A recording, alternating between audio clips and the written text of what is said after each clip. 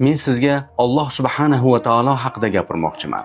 Iltimos, diqqat bilan eshiting. Alloh sizni gunoh qilayotganingizni ko'radi. Keyin qalbingizga pushaymonlik soladi.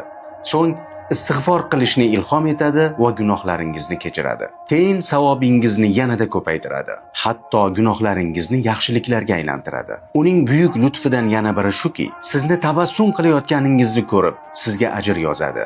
Sizni dard chekkan holingizda ko'rib, gunohlaringizni kechiradi. Gunoh bilan savob o'rtasida siz doimo Allohning mehr va lutfi ichidasiz. Agar Alloh bir narsani iroda qilsa, hayot qonunlari ham o'zgaradi. Dengiz cho'ktirmaydi, olov yondirmaydi, tog' itoatsizlik qilmaydi, baliq ham hazm qilmaydi. Azob ham to'xtaydi. Shuning uchun bu mumkin emas demang. Men sizga Alloh haqida gapiryapman.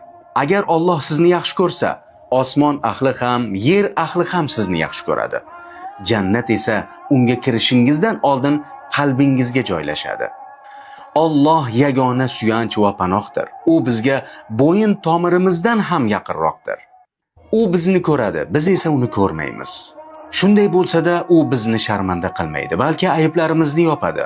Gunohlarimizni kechiradi va o'ziga chiroyli tarzda qaytarishni xohlaydi. Insonlar qonuniga ko'ra, agar siz 99 marta to'g'ri ish qilib, agar bitta xato qilsangiz, ko'pchilik ana shu bitta xatoni eslatadi. Ammo Allohning rahmati shundayki, agar siz 99 marta xato qilib, bir marta chin dildan yaxshilik qilsangiz, 99 marta qilgan xatoingizni kechirib, Alloh o'sha bitta yaxshiligingizni qabul qiladi. Ey Alloh, sen naqadar karamli va mehribonsan. Ar-Rahman alal arshi istawa. Bu yerda Alloh taolo Al-Jabbar yoki Al-Qaviy demadi, balki Ar-Rahman deb zikr qildi. Holbuki azob ham, jazo ham, kasallik ham, sinov ham uning qo'lidadir. Bu esa uning rahmati kengligini anglatadi. U sizni qo'rqitishni emas, qalbingizga xotirjamlik solishni istaydi. Sizni o'zidan uzoqlashtirishni emas, o'ziga yaqinlashtirishni xohlaydi.